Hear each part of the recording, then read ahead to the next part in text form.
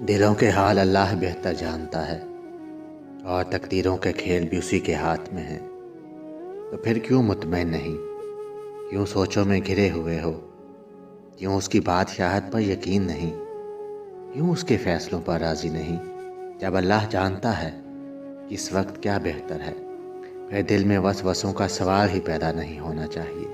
اگر ابھی بھی سوچوں میں ڈوبے ہوئے ہو، دل بے چین ہے، تو سمجھ جاؤ تم دل سے راضی نہیں اس کے فیصلوں پر۔ صرف زبان سے کہہ دینا توکل نہیں ہوتا، بلکہ زبان کے اقرار سے پہلے دل سے راضی ہونا توکل ہوتا ہے۔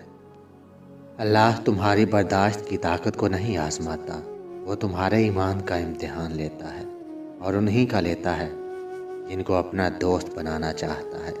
اللہ کو تمہاری برداشت کی حد معلوم ہے، اور اللہ کبھی تمہیں اس حد سے زیادہ غم نہیں دے گا۔ تمہیں لگتا ہے اب ہم تھک گئے ہیں، مگر تھکتا تمہارا ایمان نہیں، بس حوصلہ گھبرا جاتا ہے۔ جب اللہ کن کہتا ہے تو ناممکن ممکن بن جاتا ہے، اور دعائیں مقدر پہ بھاری پڑ جاتی ہیں۔ فجر اور تہجد خاموش نمازیں ہیں، ان میں بہائے گئے آنسوؤں کی پکار صرف اللہ دیکھتا اور سنتا ہے۔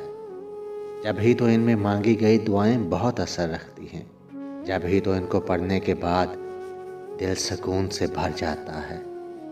تمہاری مانگی ہوئی دعا کے راستے تھوڑے مشکل ہوں گے، ہاں کبھی غم اور پریشانی کا بسیرا بھی ہوگا، مگر یقین کرو منزل تمہاری کن ہی ہوگی، تحفہ تمہارا معجزہ ہی ہوگا، اور آنسو تمہارے خوشی کے ہی ہوں گے۔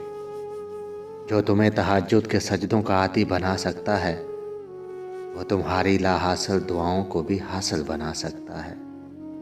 اللہ کی محبت ٹوٹے ہوئے دلوں کے لیے شفا ہے۔